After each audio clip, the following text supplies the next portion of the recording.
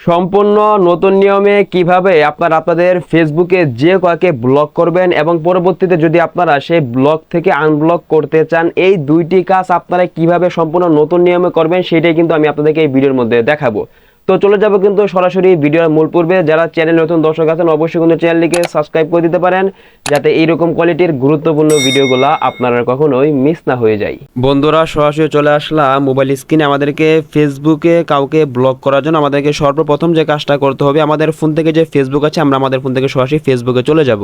আমরা আমাদের ফোন থেকে ফেসবুকে আসার পর আমাদেরকে প্রথমে যে কাজটা করতে হবে, এখান থেকে এটা দেখেন আমাদের যে প্রোফাইলটা থাকবে সকলে এখান থেকে প্রোফাইল এটার মধ্যে ক্লিক করে দিব। এবার এখান থেকে আমাদেরকে যে কাজটা করতে হবে, এখান থেকে এটা দেখেন আপনার যদি প্রফেশনাল মোড যদি অন করা না থাকে তাহলে কিন্তু উপরে ফ্রেন্ড লেখা থাকবে। আমার যেহেতু প্রফেশনাল মোড অন করা আছে তাই এখানে কিন্তু ফলোয়ার্স কিন্তু লেখা আছে। তো এখান থেকে আপনার ফলোয়ার্স বা ফ্রেন্ড যেটাই থাকবে সকলে এখান থেকে সেটার মধ্যে ক্লিক করে দিবেন।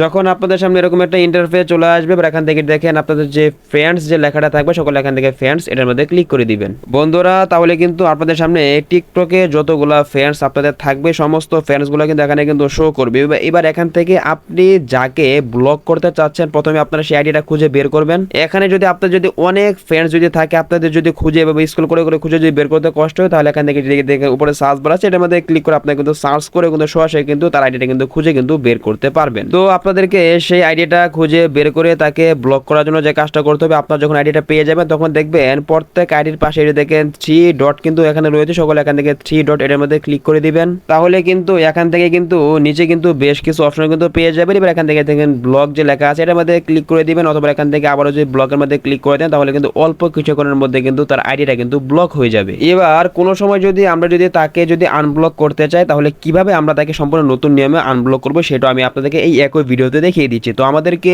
যদি কখনো তাকে আবার আনব্লক করতে চাই তাহলে তাকে আনব্লক করার জন্য এখান থেকে যে কাজটা করবো, এখান থেকে আবারও সরাসরি প্রোফাইল এটার মধ্যে ক্লিক করে দিব। এবার এখান থেকে আমাদেরকে যে কাজটা করতে হবে, এখান থেকে এই যে দেখেন উপরের দিকে যে 3 লাইন থাকবে সকলে এখান থেকে 3 লাইন এটার মধ্যে ক্লিক করে দিব। যখন আমাদের সামনে এরকম একটা ইন্টারফেস চলে আসবে, এবার এখান থেকে দেখেন সেটিংস এন্ড প্রাইভেসি এর মধ্যে ক্লিক করে দিব। তাহলে কিন্তু এই যে দেখেন উপরে কিন্তু আবার কিন্তু সেটিংস চলে আসবে, সকলে এখান থেকে সেটিংস এখান থেকে আবার সেটিংস এর মধ্যে ক্লিক করে দিব। বন্ধুরা, তাহলে কিন্তু আমাদের সামনে কিন্তু ফেসবুকের সেটিংস এন্ড প্রাইভেসি গুলো কিন্তু শো হয়ে যাবে। এবার এখান থেকে আমরা যাকে ব্লক করেছি তাকে পুনরায় আনব্লক করার জন্য এখান থেকে নিচে দিকে স্ক্রল করে যে কাজটা করব, এখান থেকে কিন্তু আমরা সকলে কিন্তু একটা অপশন পেয়ে যাব। এই যে দেখেন বন্ধুরা, এখানে সকলে কিন্তু এখানে অপশন পেয়ে যাব ব্লকিং, সকলে এখান থেকে ব্লকিং এটার মধ্যে সকলে আমরা ক্লিক করে দিব। বন্ধুরা, তাহলে কিন্তু এখানে কিন্তু আমরা টিম মানে আমাদের ফেসবুকের মধ্যে যতগুলো আইডি ব্লক করব প্রত্যেকটা ব্লকিং আইডি কিন্তু এখানে কিন্তু আমরা পেয়ে যাবো। এবার এখান থেকে আমরা যদি তাকে আনব্লক করতে চাই পুনরায় তাহলে এখানে দেখেন প্রত্যেক আইডির পাশে কিন্তু আনব্লক লেখা আছে, এটার মধ্যে ক্লিক করে দিব। অতঃপর এখান থেকে আমরা যদি আবার যদি আনব্লক এটার মধ্যে যদি ক্লিক করে দিই তাহলে কিন্তু অল্প কিছু সময় লোড নিয়ে কিন্তু তার আইডিটা কিন্তু পুনরায় কিন্তু আনব্লক কিন্তু হয়ে যাবে।